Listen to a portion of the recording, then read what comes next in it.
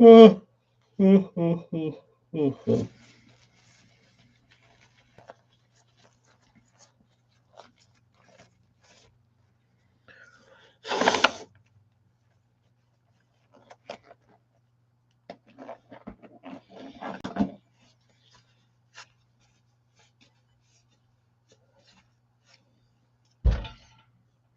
Hey, dude, what's up, Vince? We got our first non-lurker. Hurry up, got a work call. 6 minutes. Hell, I'm sure I'll still be on here rambling by the time you get done. Bob, how are you? I gotta mask these SB1s. The Burnsy.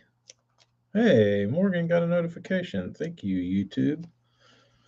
I must be in their good graces this morning. I must not have said any bad buzzwords yesterday. I'm guessing. I tried to ask Burns yesterday because I had these SB1s to paint, and I said, Burns, what's a classic Burns color that I could like play off of? I said, Simple Crawl? I said, well, light's bright today. But I know Simple Crawl catches them, but I didn't really want to paint Simple Crawl. Maybe I could do a not so Simple Crawl as a play on Simple Crawl, not Simple Crawl.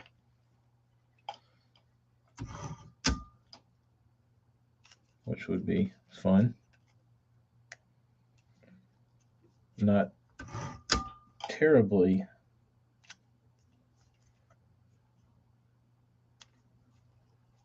intricate, but something that's different. YouTube probably does favor the chicken finger talk. Y'all missed it. The bean came by. Intricate crawl. That's a good one. Intricate crawl. That's a tongue twister. Kane's crawl. Zaxby's crawl. Popeye's crawl. That's what I was kind of thinking. Morgan do just like. But the thing, I guess I don't know. I'll think about it. I've got time. I have about an hour. But hopefully these will be ready tomorrow. Sauce crawl. Sauce crawl is pretty good. I think I could actually. That's actually probably a little good for Berkeley, but I could see that sounds like a Strike King, like a Strike King color that I could see them coming out with. Sauce crawl, and then all their pros can be like sauce crawl because it's the sauce. Get it? Juice crawl because it's the juice. Coal shad because you cull fish with it.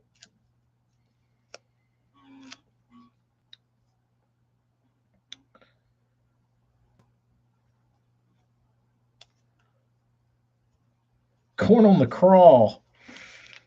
That's a pretty good one. Coal crawl. Sorry, Berkeley. I'm taking it. You'll cull everything with this crawfish. Coal crawl. I already have a Coleman crawl, so I can just cut the man off of Coleman. AJ, Hella's got a new color pattern name for you. Corn on the crawl. Crawl. Hella beat me to it.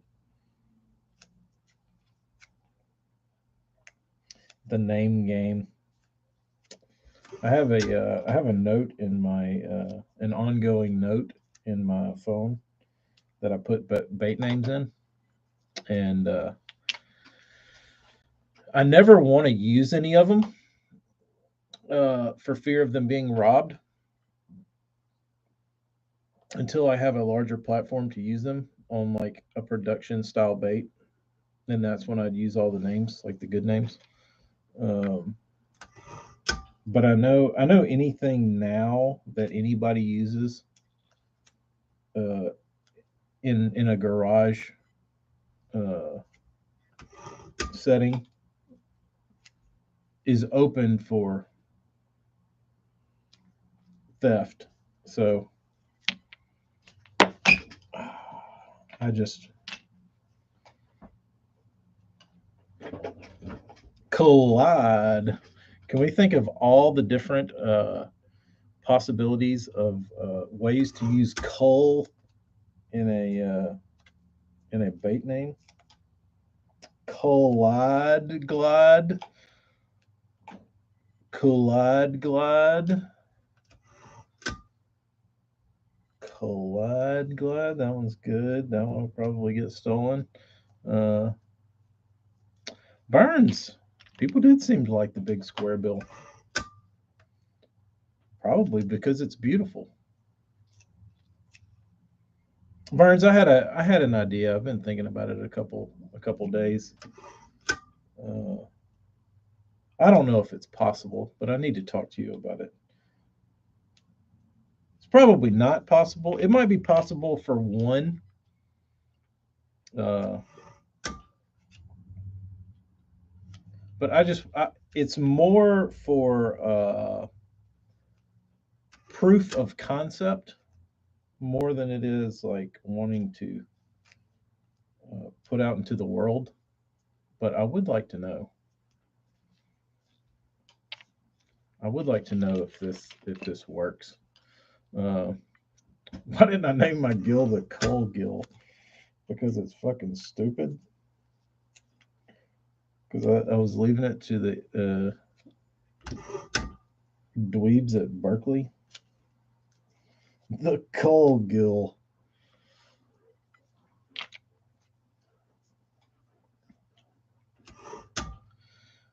Uh, Believe it or not, Morgan, you're probably not going to believe this, but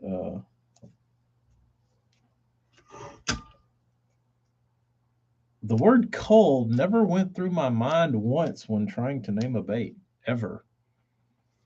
If you go to my notes over the last like 6, 7 years of a long tally of bait stuff in the notes,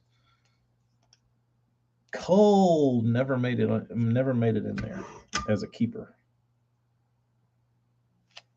But I will say I think the coal shed looks pretty cool. I think they did a pretty decent job on the design. The only problem I see, Poultry Club, Karma Chameleon, Chameleon.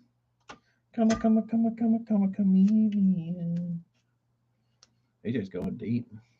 Poultry Club. Chameleon is pretty good. That'd be a good lizard name. Uh,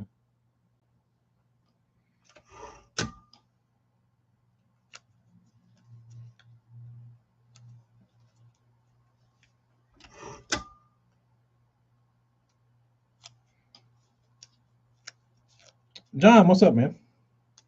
What is up? I'm just masking SB1s, getting ready to. The coal shed really doesn't get me going. Yeah, I don't know what. I think the problem with that whole. Uh, I think the whole problem with that bait style is that everybody is dropping them at once. So it kind of It's kind of lackluster. Like it takes away from everybody's bait design because Berkeley's got one, Spro's got one, Guggen's got one. Everybody's got one, and they're all like throwing them in your face at the same time, and it's like, who cares? Um, the keeper shad. Yeah, I might buy one if it was the keeper shad. Or what's a better? Berkeley should do a contest. Rename the coal shed contest.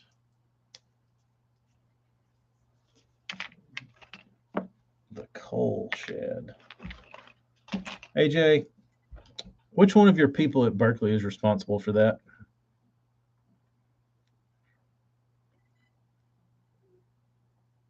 Kicker? Well, that I guess kicker's probably been overused. Lunker has certainly been overused. Why don't they just do something that's not fishing related? Would that be so awful? Something that's just kind of like, I don't know. What do you call that? Abstract? You don't know who's responsible for the naming?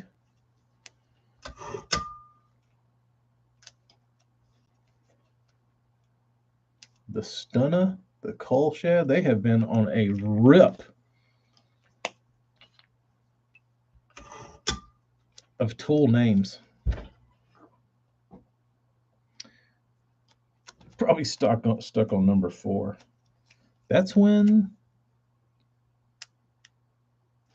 the shad comes in.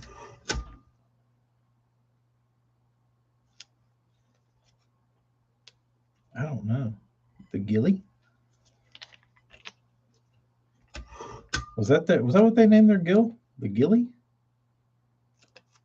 The Stunna seems like Hank. Yeah, that does seem kind of Hank Cherry-ish. Dave, what's up? We're trying to rename the coal shed. Any ideas?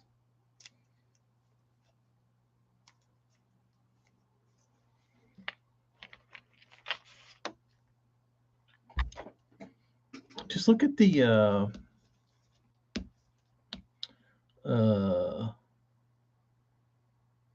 like the flow glider. What a great name. Great name.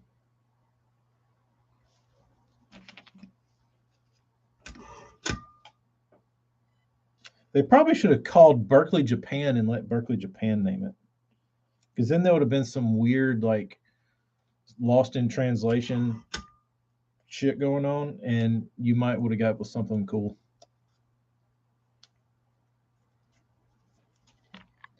Because it seems like all their translated names always are like odd, but they strangely work.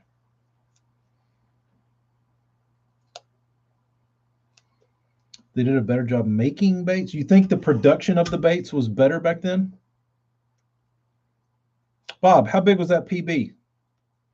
I meant to ask you about that.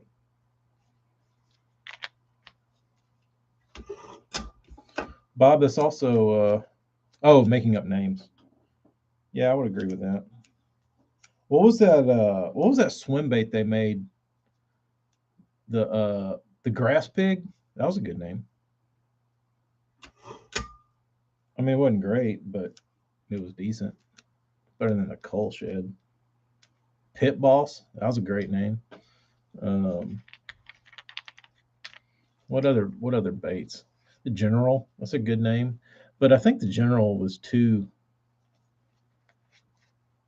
I don't know, it didn't really tell you, it didn't speak to the bait. Like the Pit Boss kind of sounds like a creature bait. Grass pig, you could probably guess that was like some sort of something for grass. Something swimmy. Slightly over 8. Damn, that was a good one. Post spawn, I'm guessing.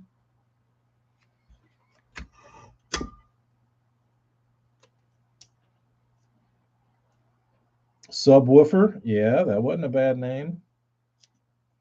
Yeah, they did a good job in the last few years, um, or with those. Kinky Beaver. It's the most reaction name I've ever heard. It's probably easy for reaction to come up with shit because they have a theme, they have a brand, they have a personality. I think that's what sets reaction apart and makes them such a good brand. I'd like to see more out of reaction. I would like to see reaction on steroids. I would like to see reaction on gear, not just coasting. Just ordered a coal burger. Ah, they aren't trying to get into Walmart, but I think they could do so much more.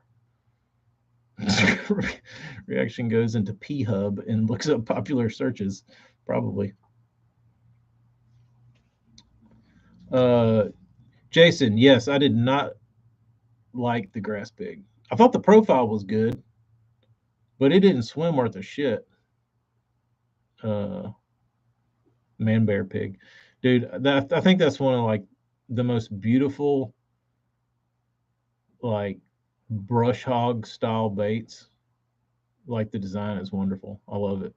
Uh, I just can't make myself spend like $7 on a pack of brush hogs, no matter the beauty.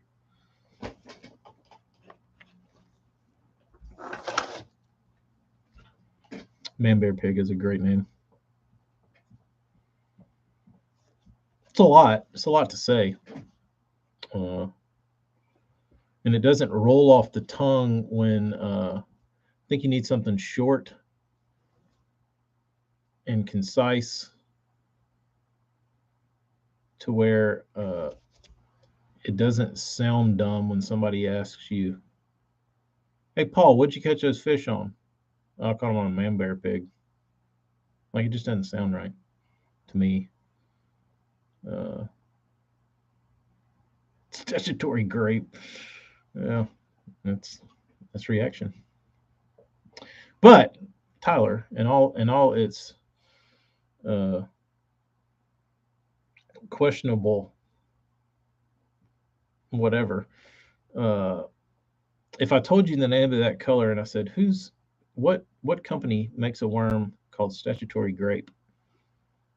you could tell me in an instant, without question, and there would be no other guess of who might that be.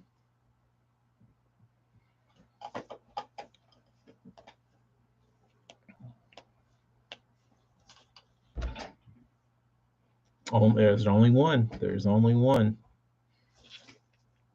I think that's the beauty of it. There's only one reaction. Dude, when they came out, they were like, I don't know, it was such a cool thing to see for like somebody of my age because I was in college. And when the first time I saw reaction products, they were like edgy and they had like crazy names. They had like the chick on the bag and like but then they had like on top of all that, like all their products were just like from Mars. You know what I mean? They were just like out there and they worked. Like it was such a great brand. It still is, but like when they first came out, like it it really was like like I don't think the fishing industry had ever seen anything like it. Um, it was really cool.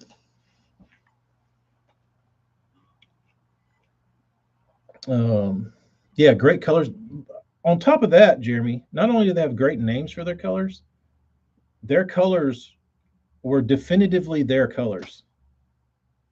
Uh, and like there's been a huge amount of their colors that have been robbed by every maker in the industry. Probably the number one would be California 420. Uh, but that like another great color name.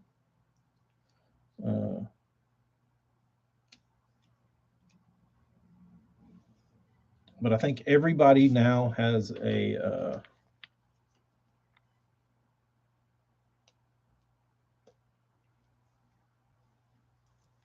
everybody has a California 420. Everybody's got a sprayed grass. Everybody's got a Houdini. Everybody's got a, uh, all their colors. Tramp stamp get ripped off. Rooted, driven by a boutique. I thought it was named Rotted Soul. I was really disappointed when I found out that it was rooted. So it was a, was it a flower boutique?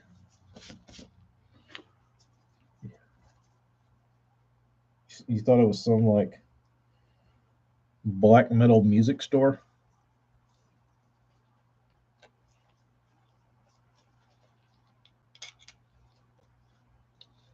TK has all his used packages with the chick stuffed under his mattress. They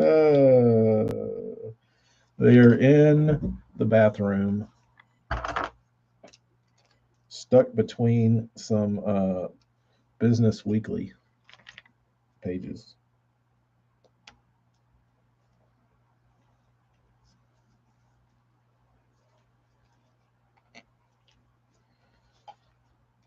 Rotted Soul.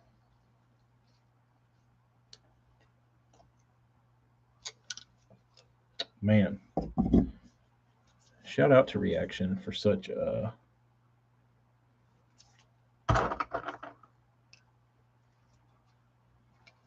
what a kick in the ass they brought to the fishing industry. Just think about that though. Like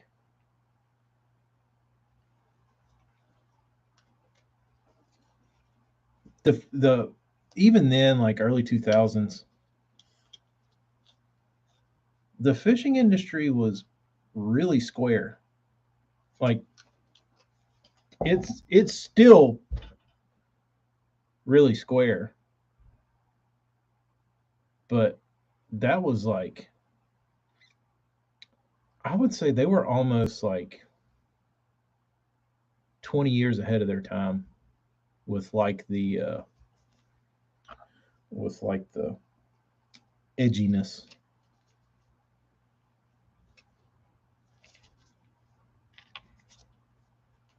These are the Burns SB1s.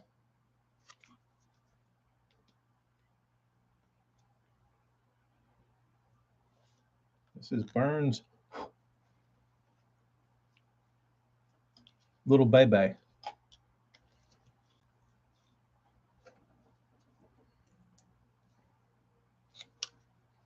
Little Baby. Can't. Luckily, I don't have to think of a name for this one. We just call it the SB1.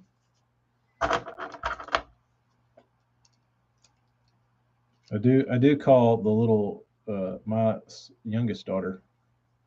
I do call her Baby. Hey, Baby. Little Baby. So if I had to name this bait, I might name it Little Baby.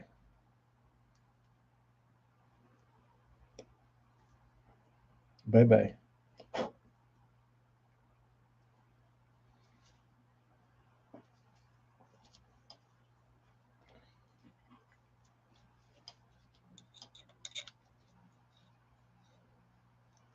Marty, is that the bait our doctor friend so desires? Probably. If it's the doctor. No, do I know that doctor? No, I don't know that doctor. I thought we knew another person.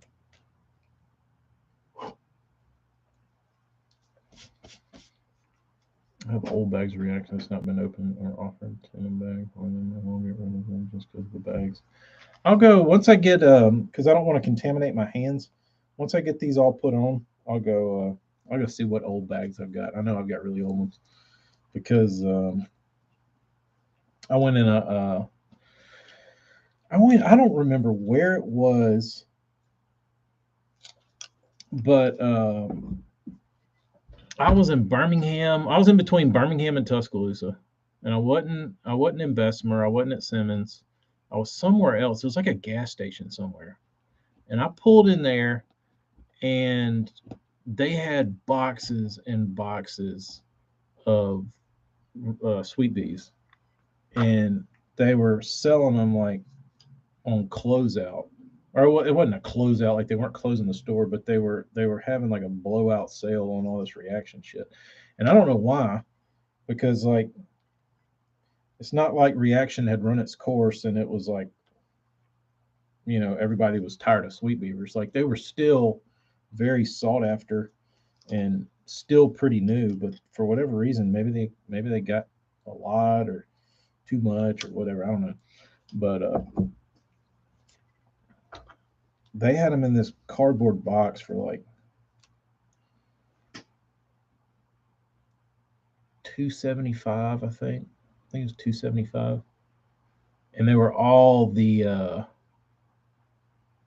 was like infection and magic crawl red and it's all these weird, like magic crawl red's legit, um, but there wasn't any of the like standard colors like spray grass and dirty Sanchez and coon nasty and any of those. Like all those were regular price, but I guess these oddity colors were cheap.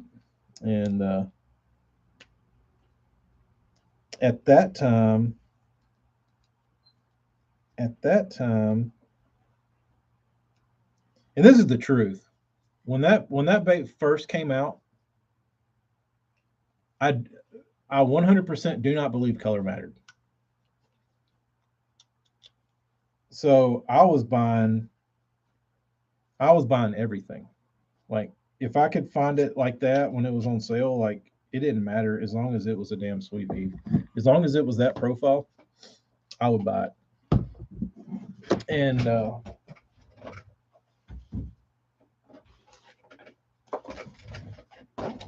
I bought all they had, which was a pretty fair amount. But that kept me stocked up for a while. And then what I would do, all of these on my wall, for the most part, there's still some from that from when I bought that gas station out. But what I would do was when Tackle Warehouse would do their Black Friday sale or whatever back in the day, was it like 20% off, 25% off, 30% off, something? I don't remember what it was. 20% off. Uh, I think you could stack codes back then, and I had like some coupon code I would use, and I would stack it on top of the other one, and I would get like 30% off or something. And I would order nothing but sweet bees because I that's it's all I used. Like I didn't need anything else, and I mean, as soft plastic wise, because I had, I mean, I pretty much needed a jig, crankbait, buzzbait, swim jig, and a sweet beef, and I could I could go to work. Like that was pretty much all I needed, and a frog. But when Tackle Warehouse would do their sale, I'd order like 50 packs or whatever. Um, and so if you ever tried to order sweet beeves during that sale and you couldn't get them, you can probably thank me because that would be the only thing I'd buy, and I'd spend like a couple $100 and just buy my sweet beeves for the year or two. Um, but I will say there, I do have colors now that I don't care for. Um, I don't think they won't catch fish. I just don't like them. Like Big Texan, I didn't care for it. I know I've caught fish on it, but I just don't. It doesn't make me feel warm and fuzzy inside when I look at the pack and the worm. Uh, I don't care for it. But those are mostly what's hanging on the wall. Some of the random.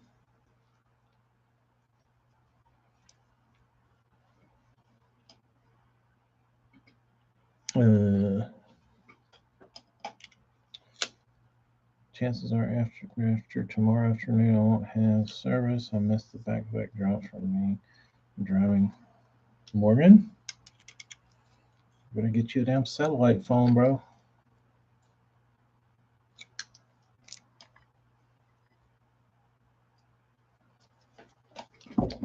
AJ, let's read AJ's Omnia plug. Nowadays, you can get that kind of deal. Every day can be a Black Friday at Omnia if you use the Omnia Premium, which is free, pretty much, right? And you use Hellabass's code.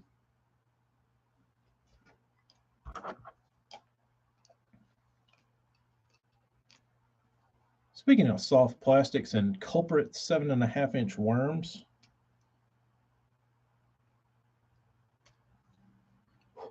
here's something. Here's something that would probably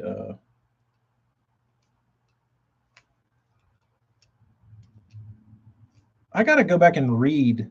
Like, it would be dumb for me not to sign up for the premium now, right? I don't understand what the premium is, though. I didn't. I think somebody sent me the link, but I didn't quite understand it. Is it like a? Is it like a Amazon Prime thing? But back, what I was going to say about culprits is I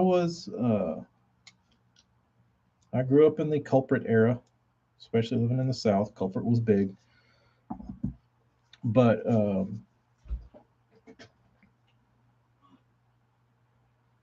10% back in credit, free shipping, no minimum. That's kind of cool. Red shad, green flake. All right, Tyler, tell me this. Explain this. This is where I was going. You hit the color on the head. So, red shad, red and black. Growing up, we threw that shit 12 months out of the year. Hot summer, red shad. Spring, red shad. Winter, red shad. Did not matter. Red shad would catch their ass 12 months out of the year, 365 days a year. Like, did not matter. Conditions, stained, clear. Just gonna throw red shad. Why think? But I hear people talk about red like during certain times of year, and it's not like that.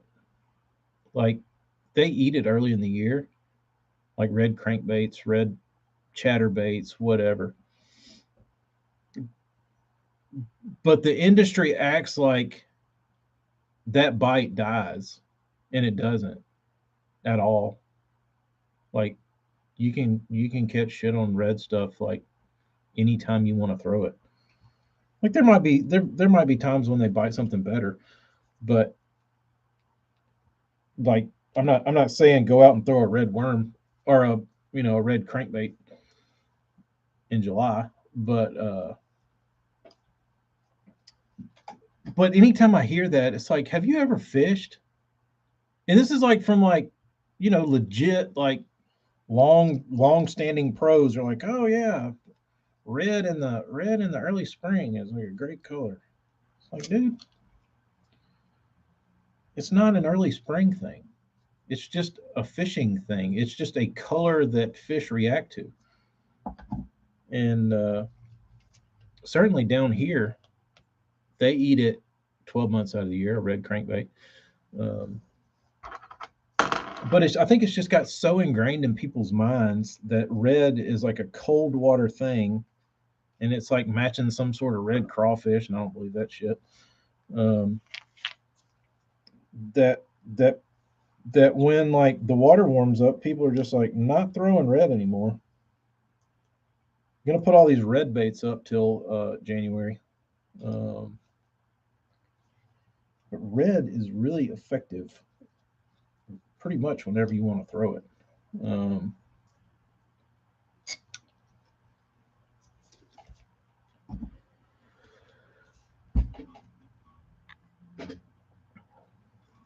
I think it's more of a crankbait thing. Red, pink worms are the color all summer here. There you go, AJ. You still throw red shad in the summer?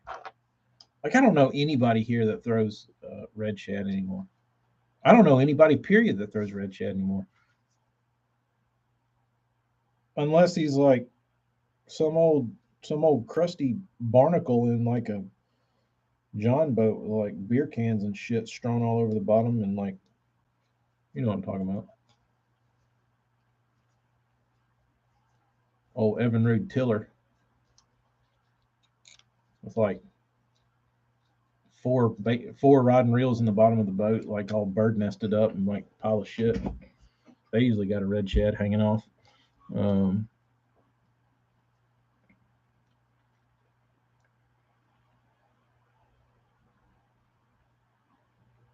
Last time I caught him good on a worm was red shad in July. Now I've kind of moved away from red shad in the worm department for June bug. I got to where I like June bug better than a big worm, but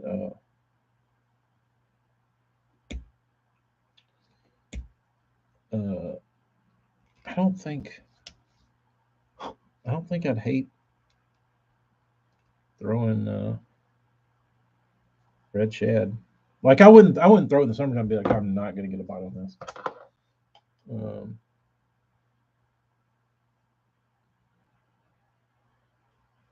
yeah, plum's pretty red. Uh, I guess that robo worm, the red crawler, is pretty red, but it's not that same like bold red. Um, but some of you may or may not heard this story before. Um, but we were fishing a tournament in, I think it was August, and there was a little bit of a crank and bite going, and we were in this pocket with this other boat, and I knew who they were, older guys, older than me, and Jody, and they were fishing like one part of the pocket, and we were fishing this other part, and we weren't really catching a lot, um, and it just seemed kind of off,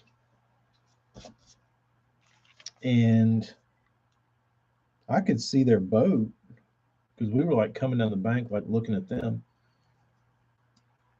and they were just like ripping on fish, dude. And I was like, what's going on here? And they went and caught a fish and went down the bottom of the boat and opened up a live well, threw them in. Are they cold or something? So, what's going on here? And those dudes got back up, picked up his crankbait, and I watched it fly. And that son of a bitch was red, bro. Like light bulb bright LED red. I could see it flying like OFO, Bagley OFO. I said, no fucking way. I was like, it's August. Why would they be eating red? And so I said, all right, I'm gonna let them have this. So we left. So let's go somewhere else and see if there's anything to this. And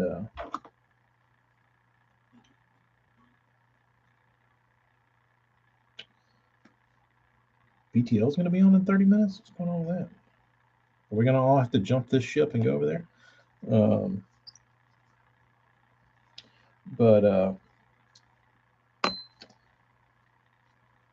And then you like talk to people that really like Bagley OFO. Oh God, dude, I throw this shit 12 months out of the year. It's like, really? Yeah. Then you start noticing that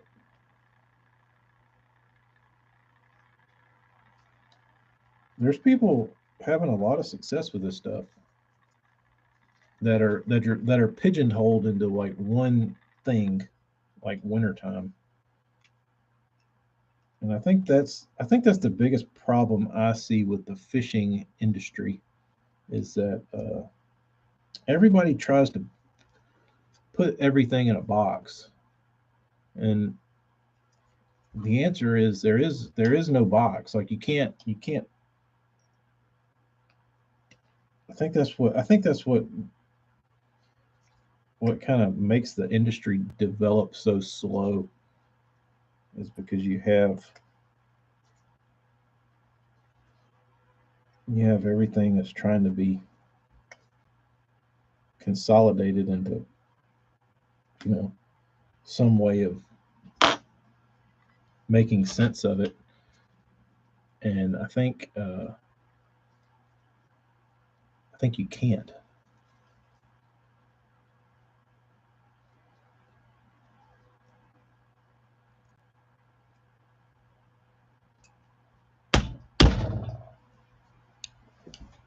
Anthony, I've never thrown a methylate spook, but I have a glide bait,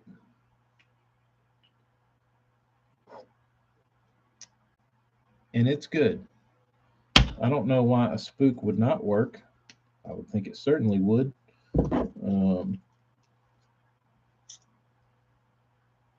but worth a shot.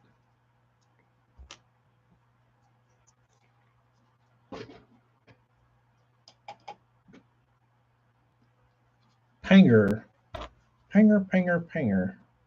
I wonder if it's going to be Panger or if it's going to be Jeffries.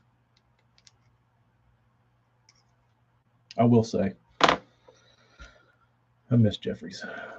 I'll be honest. I'll come clean. I miss the Mark Jeffries BTLs.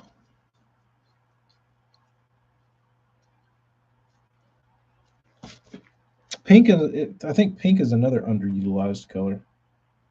Uh, I got a pink buzzbait I throw from time to time. That's the thing about those weird colors.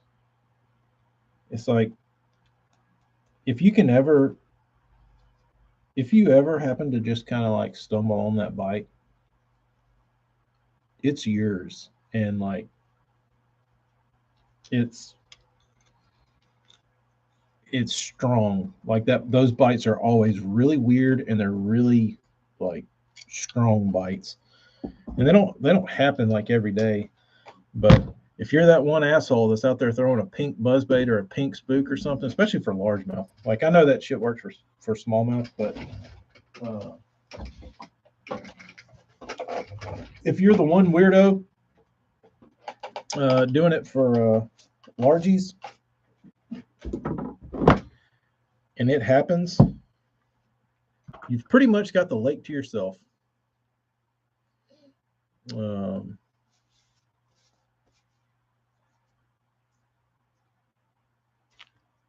which is always fun. The only thing I don't know is like you're talking about with those shot colors is that like what makes them react different to like really strong chartreuse versus like a really strong like methylate or like orange or pink or whatever. I don't guess we'll ever know that, but it is interesting. You just have to experiment.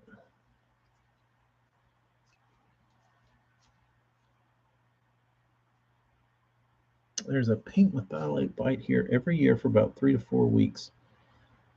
Post spawn, or is it or is it like April or May, or is it in the summer?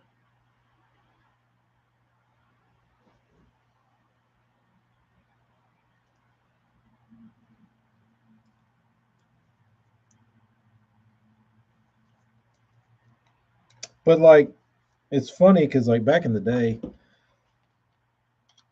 there's always both pre and post spawn.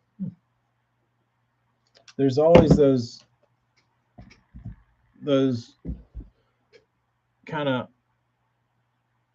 rogue fishermen that just do weird shit and throw weird stuff, and there's always been those types. But like now, those guys would be throwing like JDM stuff or like weird Japanese stuff or weird whatever.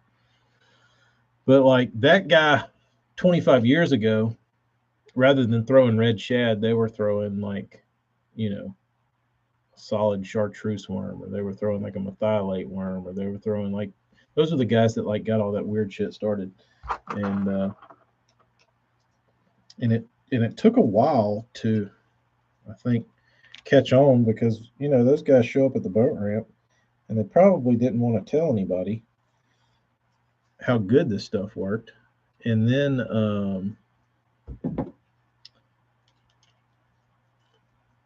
when you do, like, all right, dude, I'm catching them on pink fluke.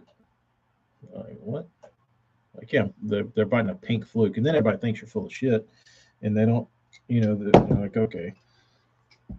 And it looks dumb, so nobody wants to go buy pink stuff, but it does work. Mark was able to carry on with interviews that Matt doesn't quite have yet. Only years of experience can do that. Matt's going to be breaking on though. Seems like he still needs to break on the show. Very well said, Anthony. I agree. Yeah, I think it was just the years under Jeffrey's back that he could speak to experience more.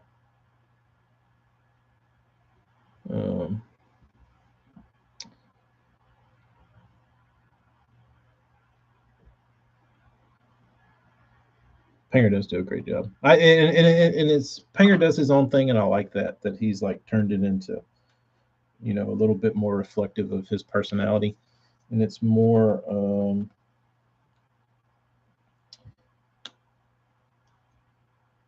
I don't know. It's just. It's got a. It's got a. I don't know what the word is. It's got a looser, more just like,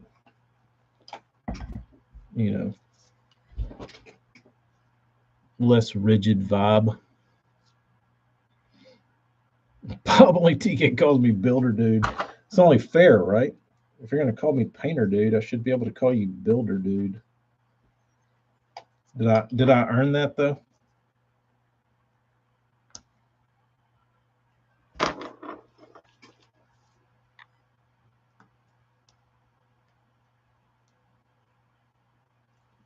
Not to go off on a rant, but there is a rant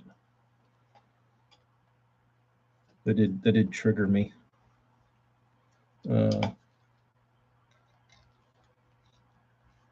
South Jersey, what's up? Because there's a lot of people now, especially in the building custom painting world, that are under the impression, and you see it a lot. If you follow any of these like Facebook groups or anything, there's guys that get upset if you don't want to share information with you. They think all information should be free. And I certainly don't agree with that. But I think information should be earned, because that's how I got a lot of it. And they don't see it like that, but the way I see it is like, so, me working my way up through the painting ranks, getting better at painting, get to a level where people that were the people you looked up to start admiring your work, and then they, you start a relationship with these people, and they say, I really like what you're doing. think you're doing great things, and because I respect the hard work you've put in and the dedication you've put in that I can see, because I also do the same thing you do, and I can see what you've done, and I respect it. So I'm going to give you a piece of knowledge that I have learned through what I've been doing to maybe help you make your life easier. Okay? So to me, all the work I put in up until that point to meet this person, for them to throw me this bone of information, I earned that.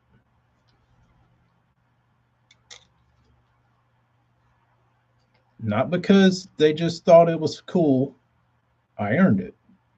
So now I have that knowledge, but these dipshits now expect me to just tell them that because it's the internet.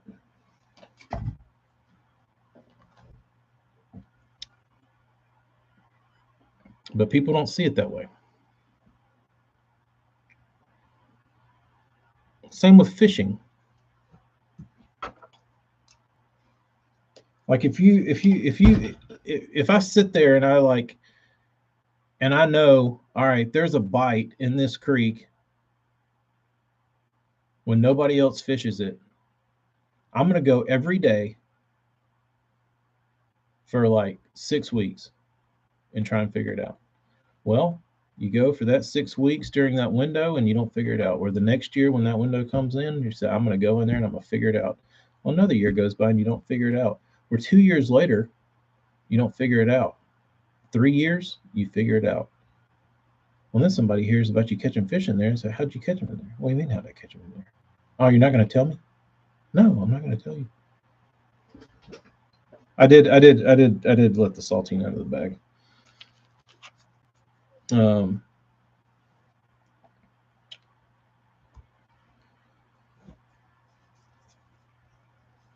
But they wonder why people get like upset about stuff like that.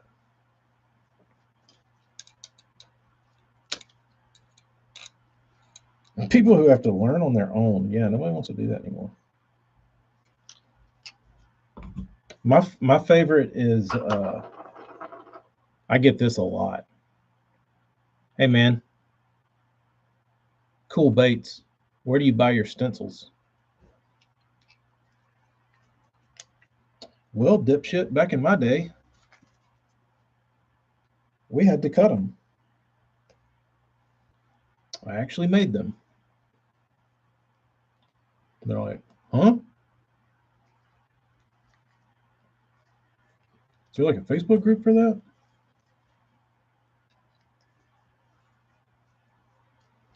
Brian, I'm about to go blast some Burns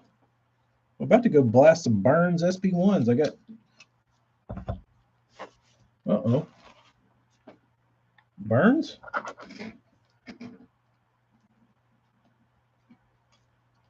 Burns? No, we're right. I thought I had two left. It's just one. I thought we were one short. Neat lure, bro. Cool baits.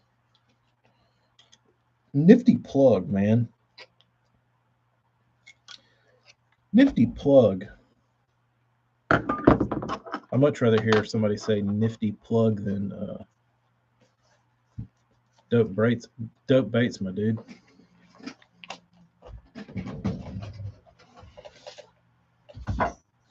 They're nifty lures. Thank you, though.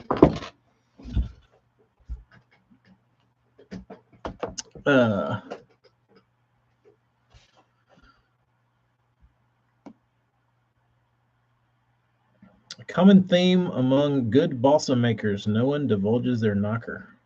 Nah. Gen Z is a lost cause, pretty much.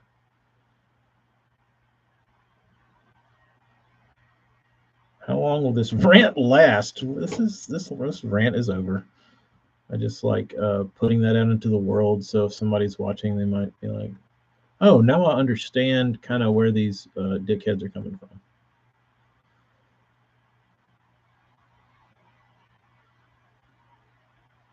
Rich Shackelford, what's up? And Anthony, that's the thing about this. They don't appreciate listening to advice. And for one reason is because they don't want to listen, is because they don't want to hear it.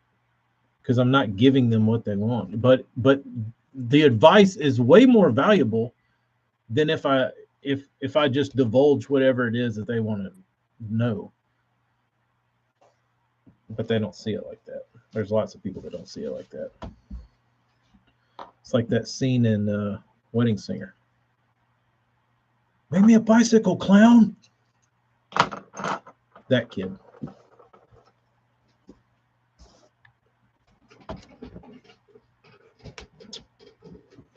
Oh, for sure, AJ. The old cloth certainly has their fair share of tool bag tailors. No reference to Dustin Taylor, but Travis, that's how I am. That is a great.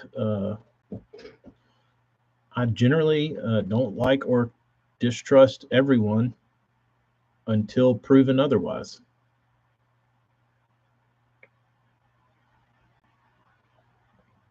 My brother, who is my fishing partner, will lie to me about if he's catching them in one on if we are fishing individually. That's pretty awesome. That is pretty awesome. But he's probably so far down the rabbit hole of his deceit that even if he tells you the truth after the tournament, you don't know whether to trust it or not. Old Kevin's in the world.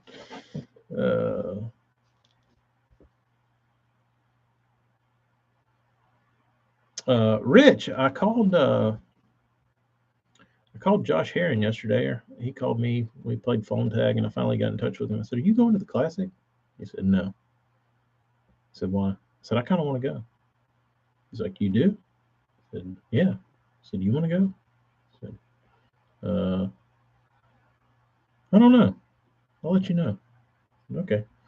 So, talking about staying in Pigeon Forge, which is like 45 minutes outside of Knoxville. And we just drive over back and forth every day. Wouldn't be too bad. He forgets what he lied about catching them on.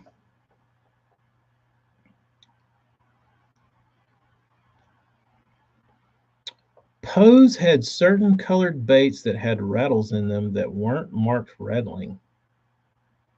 By design or by just human error?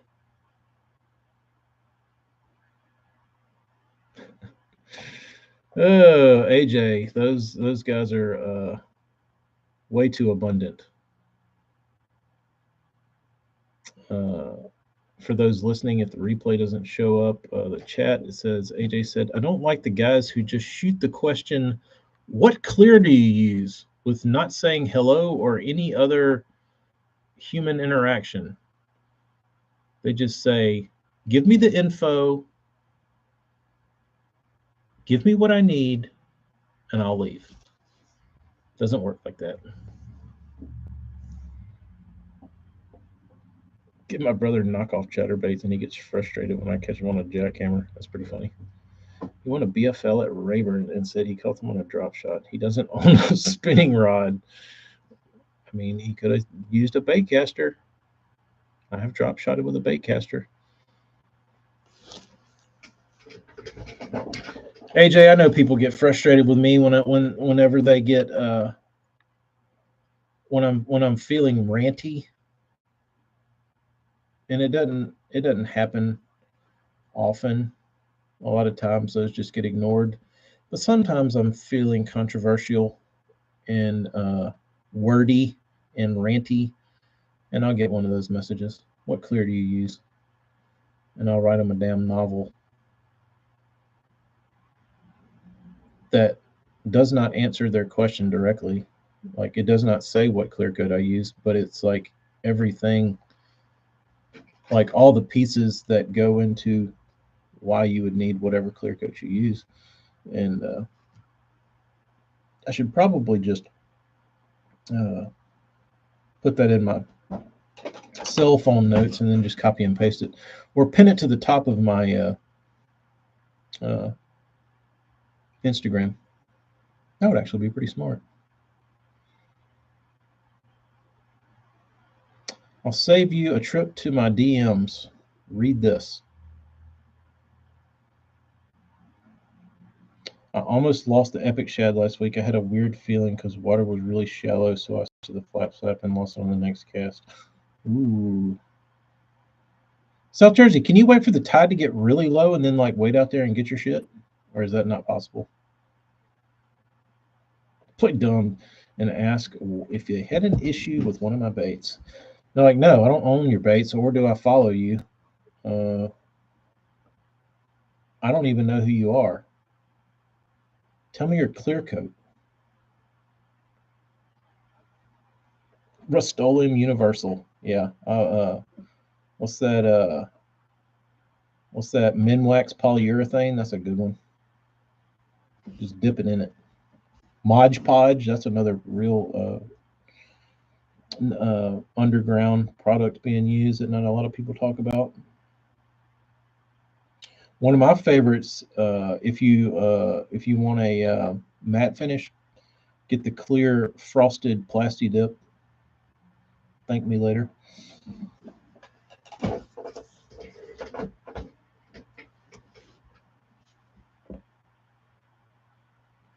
You can, but it's pretty muddy. But on the rocky side, you can definitely, because there's a sandbar near. So, Jersey, you need to get you like one of those sleds, and then you can put it on the mud and just like sled across to your baits and get them off, and then sled back.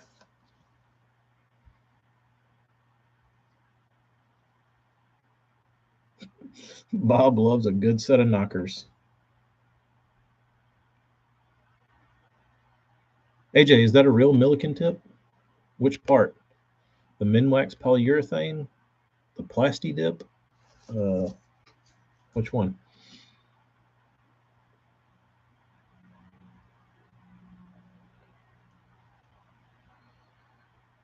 TK's fact page. Work harder on finding the answer to your question. That pretty well sums it up. Did he really say that? Plasti Dip? I mean, it certainly would work. For how long? It's questionable. And once you rash it, it will peel off. So, but it would do something, just not much. And if you were using a solvent-based paint, it would work better than water-based because your water base is going to start taking on water then. You tried it and it peeled off. Come on, AJ, don't admit to that.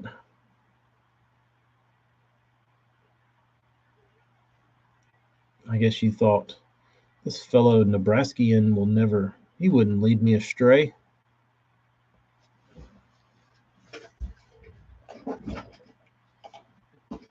I really think that's what Lucky Craft uses because that shit is awful. And it peels off like that. It doesn't peel off in sheets, but it like you can rub it off. It's the worst.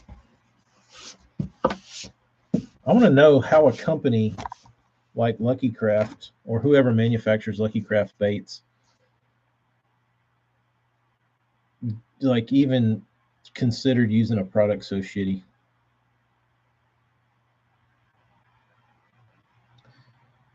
Thin down Sally Hansen hard to nails.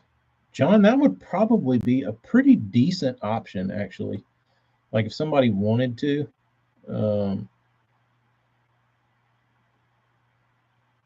you would need. I would think you would need to put some sort of retarder in it to keep it open for a while, to where you wouldn't get so it would like level out a little slower, and you could maybe get some of the brush strokes out of there. But I've never experimented with that. I've used nail polish before, but never to do an entire bait.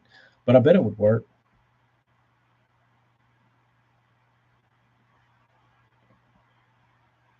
I've sprayed Sally Hansen. That works.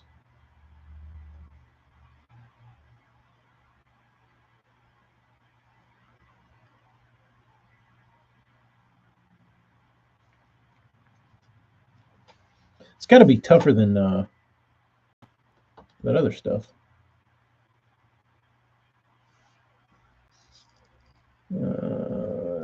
is JP's comment? The biggest tip I can give to painters is to learn from people who don't paint fishing lures. That is the key. That is a great key. It is a great tip. I don't like any time I need a paint tip, I don't look up bait painting sites and forums. That's the last thing I want to hear. I want guys that make paint stick to shit that matters. $100,000 car, uh, you know, $60,000 motorcycle, commercial building, uh, anything. You know what I mean? Like anything that's not a fishing lure. South Jersey, I have not yet. You used that Mega Shine on the last batch of Epic Shads? Might have.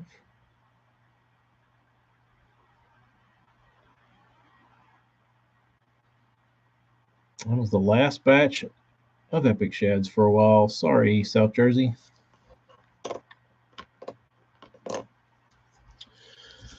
But Amy's Nail Spa. I haven't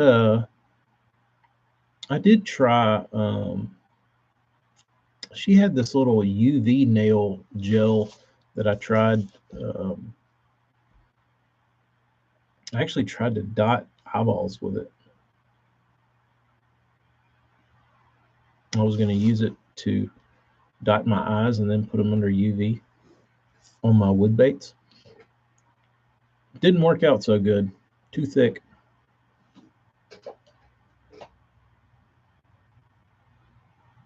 Matte finish on a fishing lure is a mystery, but the info is pretty readily available. You are correct, AJ. I've had very seemingly reputable painters in the industry reach out to me about matte clear coat. Like, do you use a brand? Do you use any of this? What's the deal with matte clear coat? It's like, dude, I'll set you straight. Here you go. Get ready. Get your pen and paper out. Everybody listen up. This is the secret to matte clear coat across the planet. All matte clear coat is gloss clear coat with a flattening agent put in it.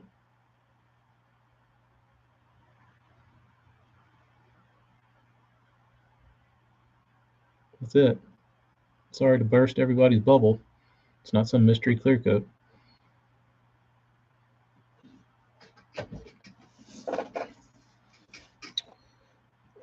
South Jersey, I think it was. I think it was because it would hide all that flake, and it was pretty damn near impossible to destroy.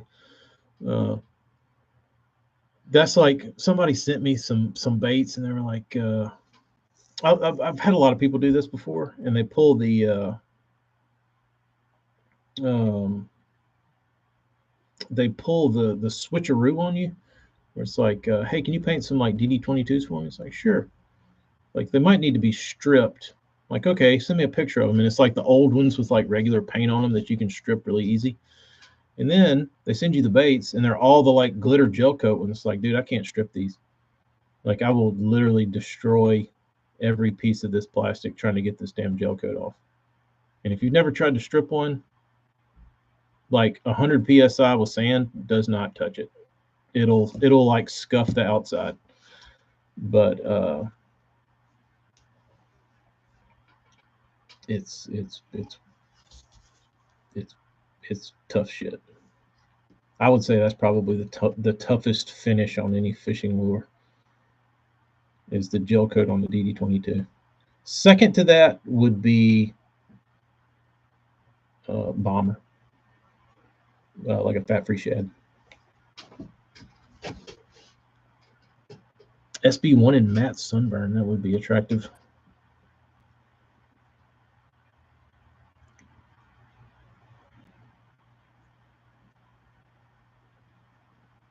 I've heard that it's like bulletproof. I wonder why LaGrady doesn't use gel coat instead of epoxy. What do you think, better epoxy or gel coat?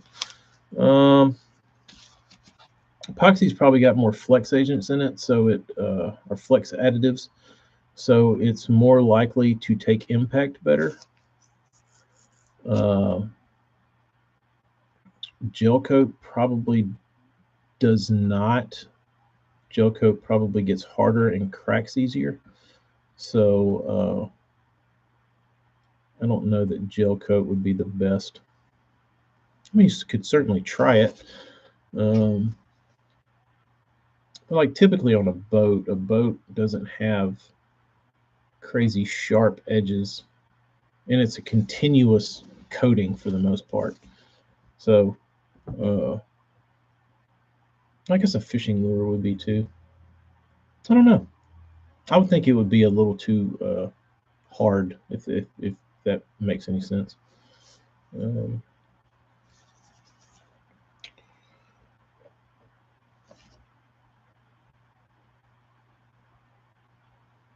Flattening agent like a sports bra, correct?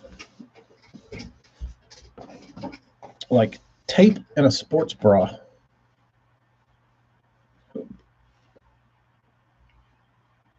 Likely, the gel coat for fishing lures is outlawed now. You're probably right, Marty. The gel coat that came on a early mid 2000s Norman is probably banned.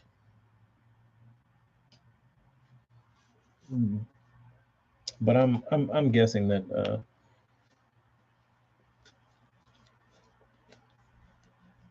I don't know. Like I could, if my dad were here, we could ask him about gel coat because he's done like fiberglass work and that kind of shit, and gelled boats and things of that nature. He'd know more about gel coat. I've never really applied it to anything, especially not a bait.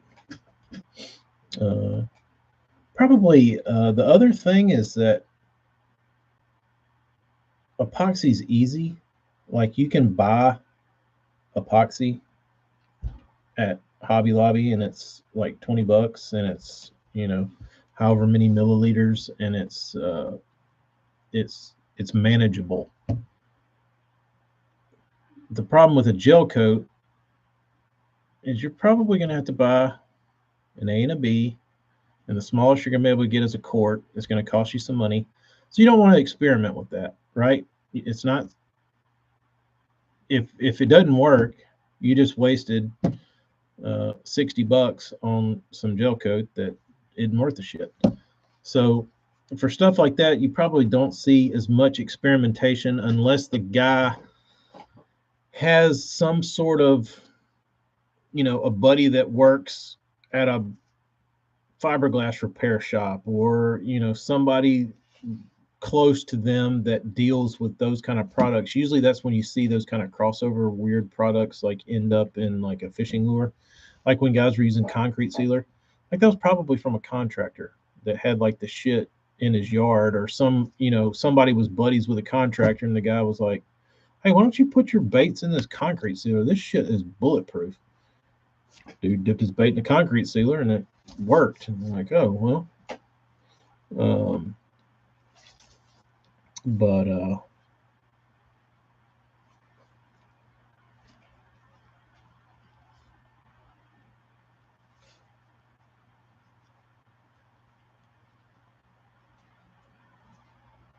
old Delta products, they were the shit.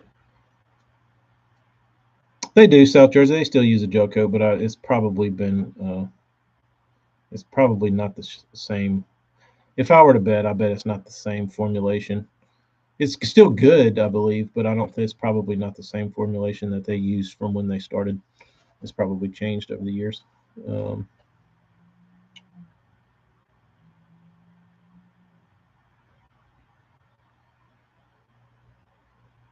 Anthony, was that the bombers that are like $2.99 at Bass Pro Shops now?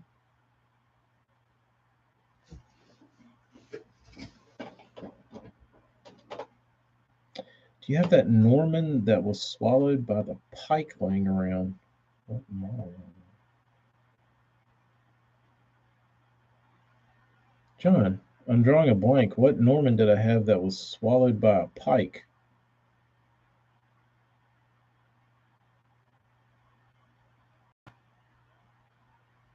What would that have been? The pickerel? It was a small one that you read. Oh, yeah, yeah, yeah.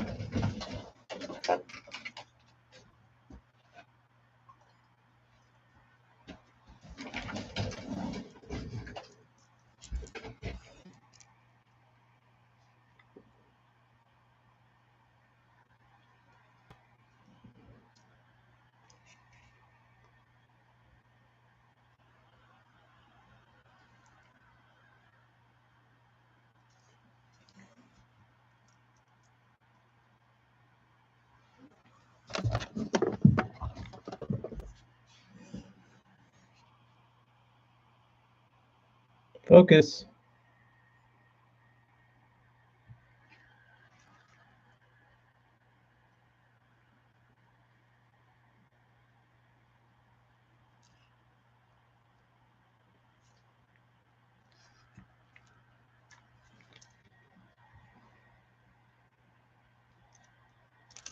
It's a deep baby in.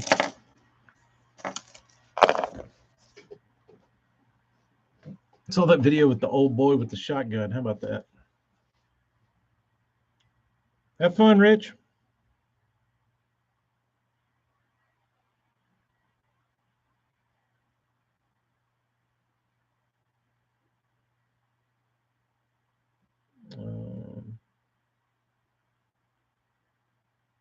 Yeah, it was the cheap ones. Well, that sucks.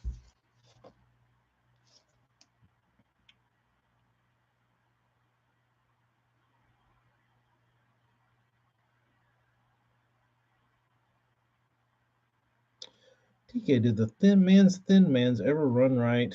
Or are they only a worming flat side? South Jersey, I think they're all different, honestly. I think you kind of get what you get. Um, you might buy 10 of them, and you might get one that you can reel. You might get one that sinks real fast. You might get one that suspends. You might get one that floats. You might get one that runs backwards. You might get one that does everything. They all kind of have their own little uh, odd personalities. But yeah, if it's blowing out on you, you could probably. Does it float? If it floats, you could probably add a little weight to the front hook and get it to straighten out.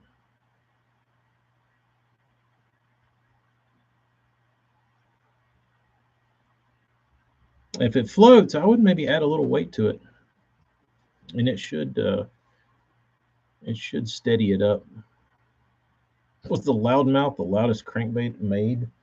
Probably at the time. It was pretty obnoxious. I don't know that it was as loud as a rattle trap, but they're pretty bad.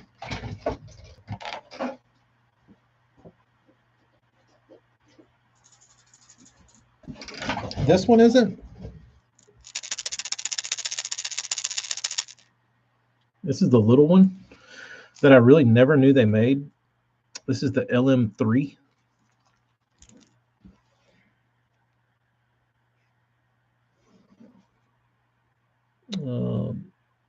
That I painted for myself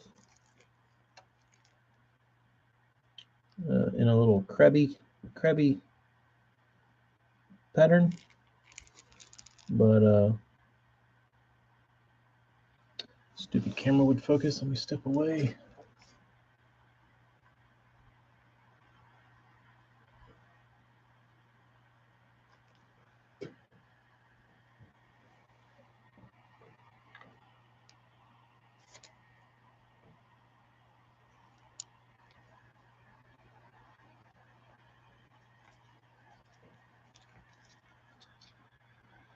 Does have a very bombery lip.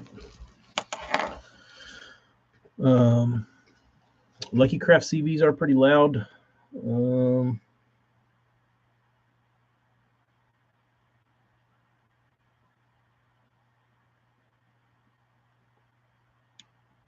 Yeah, that one probably South Jersey. There was a lot of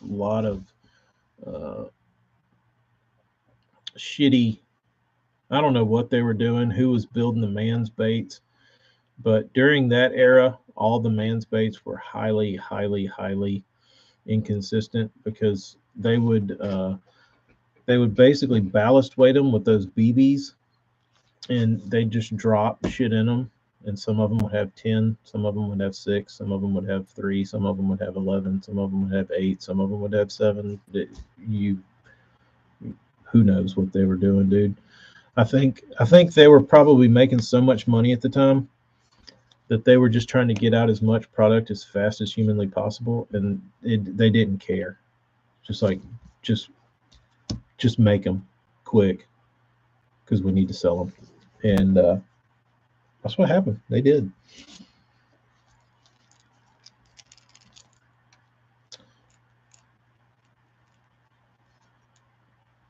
JP, it has been smashed by a lot of people. I have the pictures. This color pattern specifically does get smashed.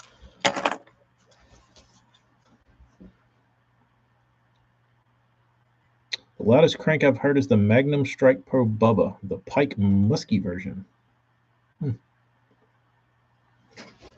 Yeah, the regular ones are pretty loud.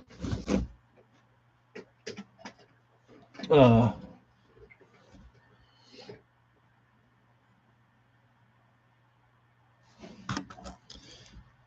JP, I don't know if you eat fish, bass, if you fillet bass, but because we have so many down here, so many small ones, I've been known to fillet a day's catch of largemouth bass. Flame me if you like, but I eat lots of bass. And I can say for certain, one thing down here they always have in their stomachs is these little bitty quarter size like blue crabs, and they're everywhere, dude. They're everywhere, and you don't like you'll find they eat snails off of like the reeds and stuff, but it's the one common thing that if you fillet like 5 bass, like 4 out of 5 are going to have a crab in their belly. And that's the only thing. Like you'll see random other stuff. You might see a little grass shrimp or a little thing, but the one thing you don't see other stuff. Like it's always a blue crab, like a little baby one. Um,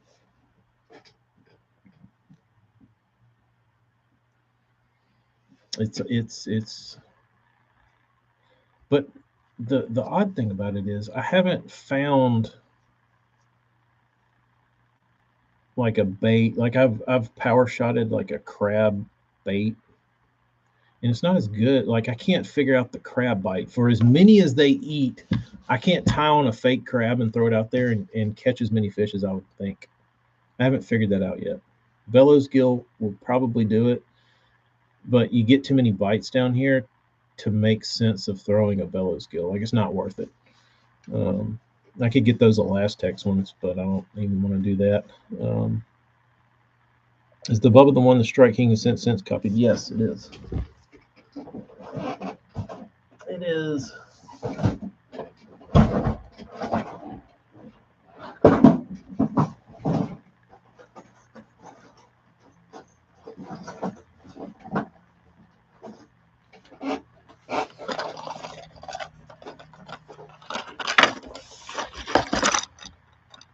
Original 6 Senses version, the Swank 77. Swank gets a little deeper.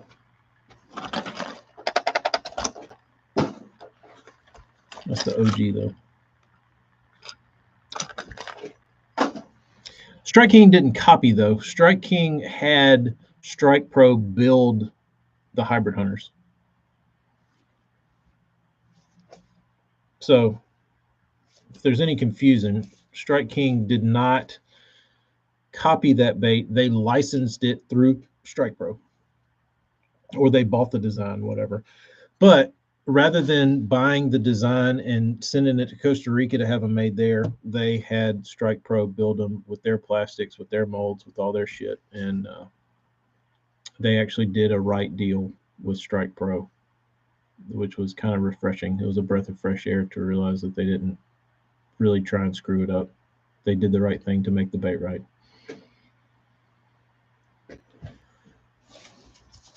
South Jersey, I would think 60 plus would be a good deal. Like back in the day, before the hybrid hunter, those things were like 100 easy.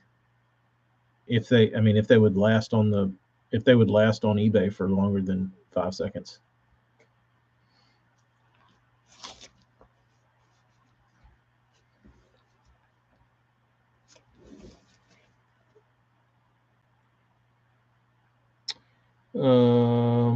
Do I take the oval rings that come on lucky? No, I'll leave those on a oval rings. I will leave on a bait that comes with them. That doesn't bother me. But I have seen it. The only reason I don't like oval split rings is it's not oval split rings. I don't like oval split rings on certain baits. To finish that story is that when Lucky Craft came out and started putting out the oval split rings into the world, I thought they were awesome, and I put them on all my baits. So I bought a bunch of oval split rings and started putting them on all my like Balsa B2s and shit like that, and all my wood baits, all my Bagleys ran like shit with oval split rings on it. And then my buddy had some baits, and he said, "See if you can work on these baits and get them running right." I said, "What's wrong with them?" He said, "They just run like shit." And he brought them over here, and I started looking at them, and it was a bunch of Bagleys, and they all had oval split rings on them. And I said, "Oh, this is easy fix." He said, "What's that?" And take these dumbass oval split rings off and put round ones on it. And he said, "No, that don't matter." I said, "Well, take them home and find out." He went and put round split rings back on them. Lo and behold, he said, "I'll be damned. They run fine now." I don't know why. It extends the pull point or what it does. The range of motion's off. I don't know why or what happens with it, but it didn't like those.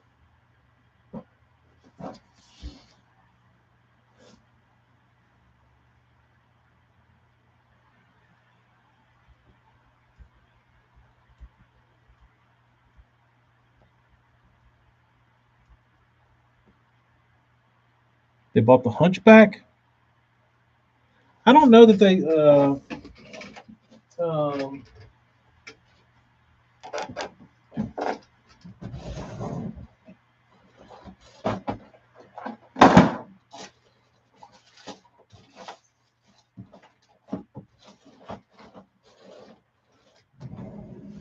I didn't think they bought the Hunchback. They could have. I've got those damn ugly ass things somewhere.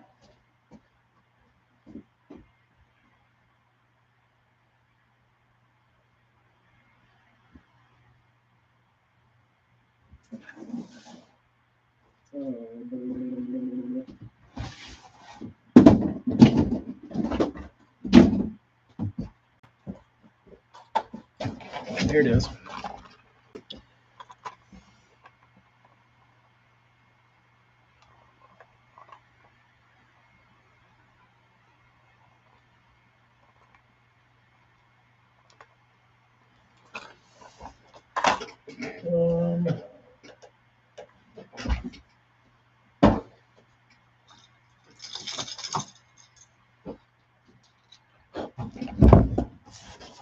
So, another 6 cents bait. I believe this is the Movement Notice the profile, much sexier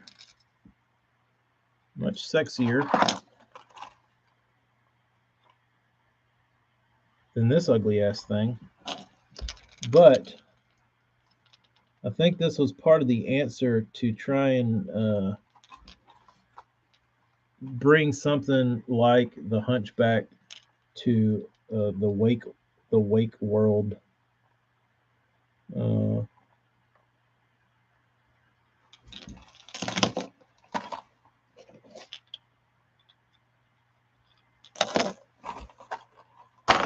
And Castle Don was working with 6th Sense at the time, and Castle Don was, I think he was heavy into the Strike Pro, and I think he kind of started having some dealings with 6th Sense, and I think that's when you saw the movement and you saw the swank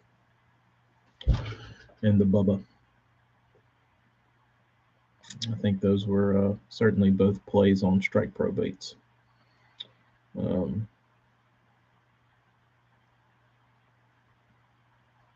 That bait's really good. I know a lot of guys down in Louisiana throw it, and it's the Hunchback. It is known in circles as the #1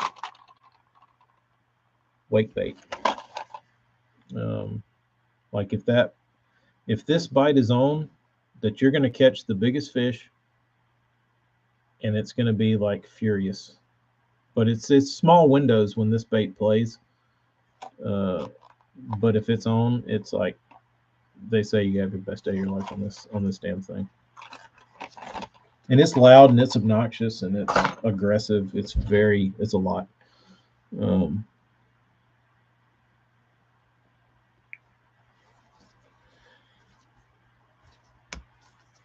I got a couple, 3 of those. I can't remember what they called it. Keith Poche. I know it might. I don't know about Keith Poche, but Cliff Crochet. I think he developed one with Lucky Strike that is pretty much like an identical clone to the Hunchback, because I'm certain he was throwing the Hunchback back in the day, and then he got Lucky Strike to build one.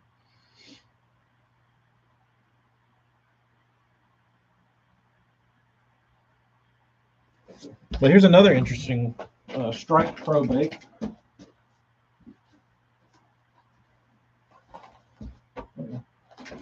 If you've ever shopped at this is called the Gill Raker, and if you've ever shopped at Field and Stream or Dick's Sporting Goods, they have a new company called Mock, and they're kind of expensive, but Mock has a little mini swim bait. Well, guess what? It's a Strike Pro.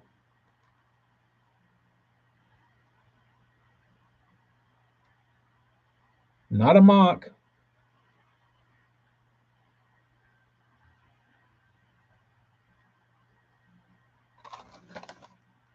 So I'm guessing Strike Pro is building their baits, because I think these are made in Taiwan, and Strike Pro's out of Taiwan, and I think those Mocks are made out of Taiwan. So Strike Pro's building these. They bought the design from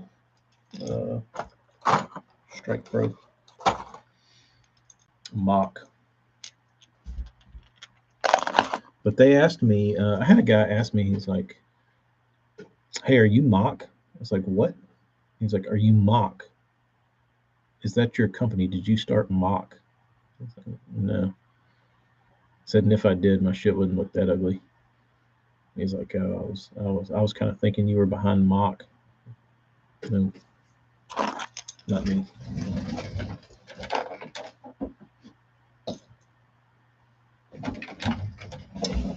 Wasn't I?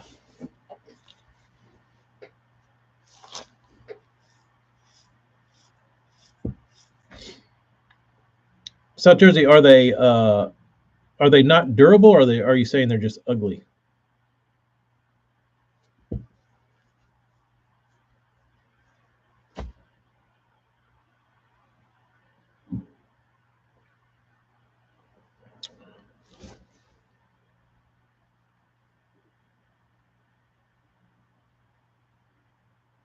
Bass Pro Shops, Spring Classic, $4.99. The $4.50. I thought that down here they were $4.99, $4.50. They might have went down as the spring sale goes on. Just ugly and poorly done. But anyway, all right. Let me go paint these. Start painting on these Burnsies. Y'all be good. We'll catch y'all again tomorrow, probably. Y'all be good. See you next time.